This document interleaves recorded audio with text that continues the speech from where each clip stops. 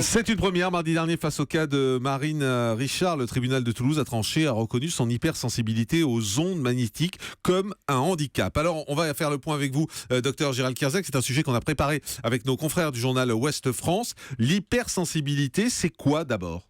Alors, l'hypersensibilité au champ électromagnétique, il y a plusieurs noms. C'est la sensibilité électromagnétique, l'intolérance environnementale au champ électromagnétique. Bref, ce sont des gens qui auraient une espèce de sixième sens de sensibilité, d'allergie à des ondes. Alors les ondes, c'est quoi ? C'est les ondes Wi-Fi, c'est les ondes du téléphone portable, ce sont les antennes de téléphone portable, les écrans d'ordinateur. Et quand ces patients, on peut parler de patients, parce qu'il y a de vrais symptômes, avec des maux de tête, avec des fatigues, avec de la fatigue, avec de l'irritabilité. Et quand il y a un champ magnétique à proximité, ou des ondes ou un téléphone portable, eh bien ces patients vont développer ces symptômes quasi allergiques à des degrés divers, parce que ça peut être des petits maux de tête, comme ça peut être, et c'était le cas de cette dame, Madame Richard, qui était obligée de vivre en Ariège, quasiment recluse dans une espèce de zone blanche, de façon à ce qu'il n'y ait plus du tout dans son environnement d'ondes, puisqu'elle avait de véritables symptômes, et ce sont ces symptômes que les experts dans le procès ont reconnus.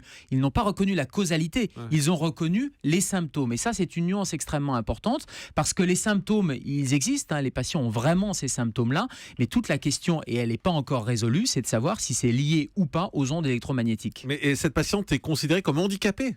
Oui, à 85%, c'est-à-dire qu'elle a vraiment un déficit fonctionnel, comme on dit dans le jargon médical et judiciaire, c'est-à-dire qu'elle est vraiment handicapée, empoisonnée dans sa vie quotidienne à hauteur de 85%, obligée de déménager, de vivre, et il y a certains patients qui sont obligés de vivre dans ces zones blanches ou d'avoir des espèces de cages de Faraday, c'est-à-dire des cages qui sont, quand vous prenez l'ascenseur, on vous dit ne téléphonez pas parce que ça fait cage de Faraday, c'est-à-dire les ondes à l'intérieur. On peut téléphoner dans les ascenseurs ? Non, on ne peut pas téléphoner dans l'ascenseur parce que ça concentre les ondes. Et à contrario, faites bien de le dire. Si vous êtes, ça fait partie, mais on en parlera des recommandations de l'Organisation mondiale de la santé, d'éviter de téléphoner, de prendre des kits mains libres, d'éviter de téléphoner dans les ascenseurs.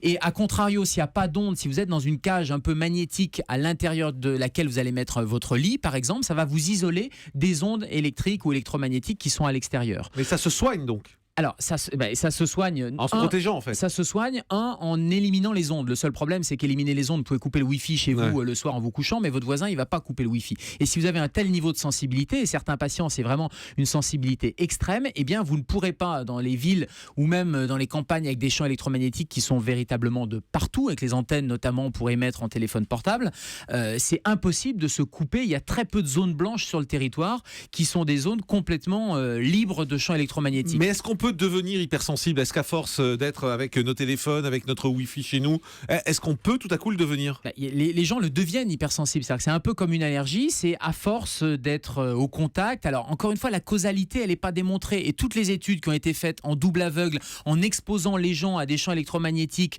qu'on met en position on, en position off, et on regarde les symptômes, aucune étude scientifique correctement conduite n'a conduit à une conclusion positive. Donc là, il faut bien se rappeler que ce procès-là, il reconnaît le handicap de cette dame, il reconnaît les symptômes, mais en aucun cas la causalité n'a pu être démontrée. Il y a des études qui sont encore en cours, et il faut qu'il y ait des études indépendantes, parce que vous imaginez bien que c'est un lobby d'argent, de toutes les compagnies de téléphone portable n'ont pas très envie que ce symptôme ou ce syndrome soit reconnu. Docteur Kierzek, vous êtes, je le signale, expert médical auprès des tribunaux. Donc est-ce que cette décision du tribunal de Toulouse va ouvrir la porte à une jurisprudence qui va changer les choses ? Alors l'association Robin des Toits qui s'est portée aux côtés de cette dame dit que oui, ça ne va pas changer grand-chose sur le plan, nous experts médicaux, quand on va regarder la littérature scientifique, l'état de l'art, eh bien non, ça ne va pas changer parce que la causalité n'est toujours pas démontrée. Par contre, le handicap, et heureusement pour cette dame, l'allocation handicapée a été donnée à cette dame parce que son état a été reconnu. Mais la causalité, non.